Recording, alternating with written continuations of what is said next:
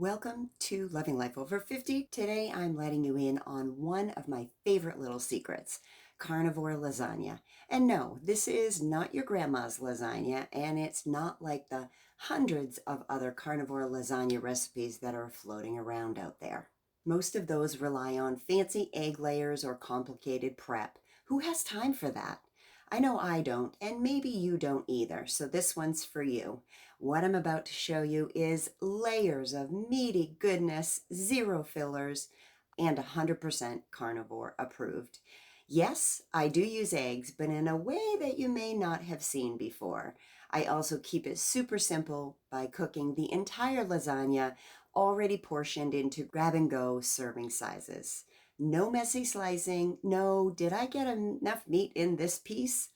It's built for busy people who want delicious meals without all the chaos. And I've got a secret ingredient that takes this whole dish to another level. It changes the flavor profile completely.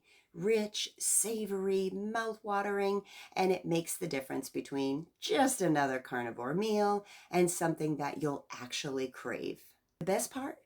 The whole pan costs about $25, and it sets me up with 7 days of hearty, satisfying meals that's budget-friendly, belly-filling, and totally sustainable. So grab your fork because you're about to love lasagna in a whole new way. Let's get cooking.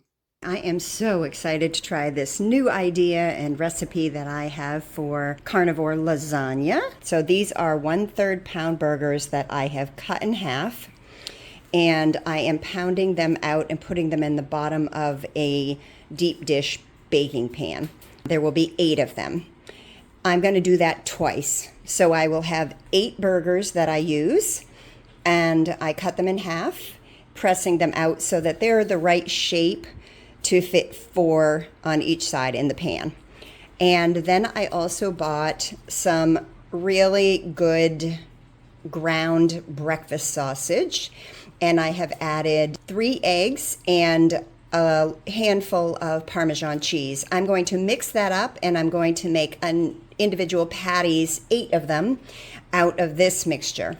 So what I will be doing is layering it in. I'm going to do hamburg, a layer of cheese, and then the sausage, a layer of cheese, a hamburg, and a layer of cheese.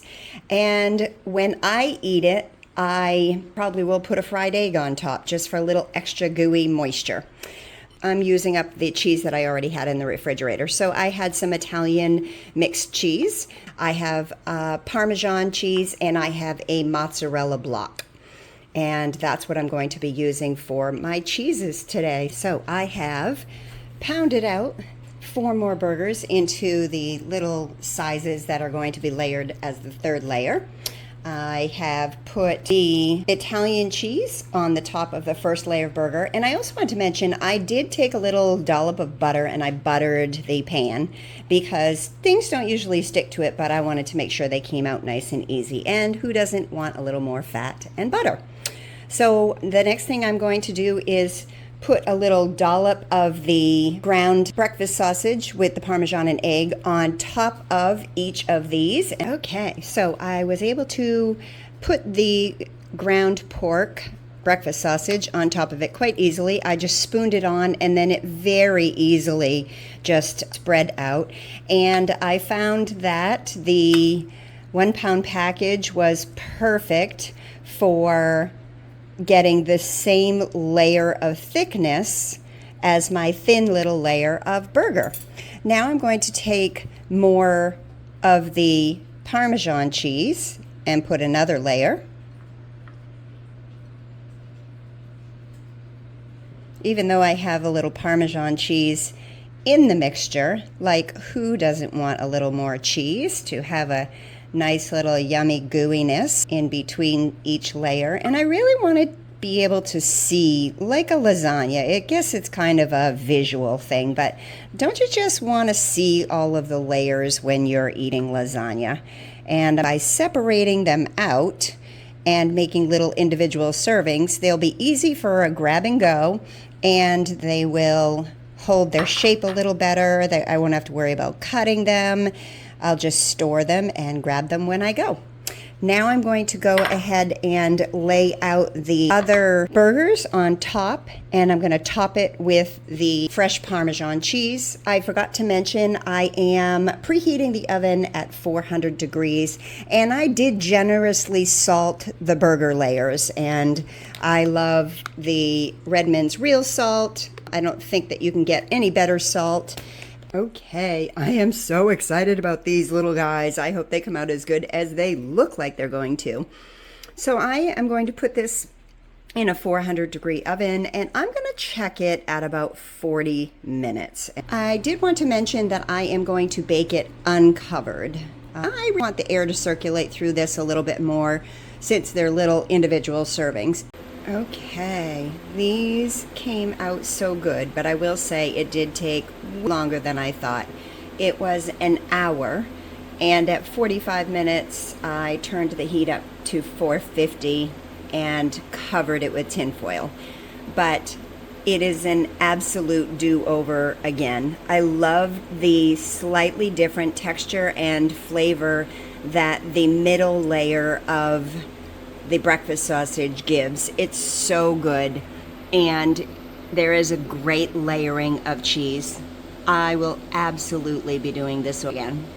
And there you have it. Carnivore lasagna done my way. No fuss, no fillers, no endless dishes to wash. Just one pan, one secret ingredient, and a whole lot of flavor. Honestly, I didn't even miss the noodles because who needs them when you've got layers of protein-packed goodness that taste this good? This recipe is proof that carnivore doesn't have to be boring or bland. It can be rich, indulgent, and still simple enough to pull off on a Sunday prep day.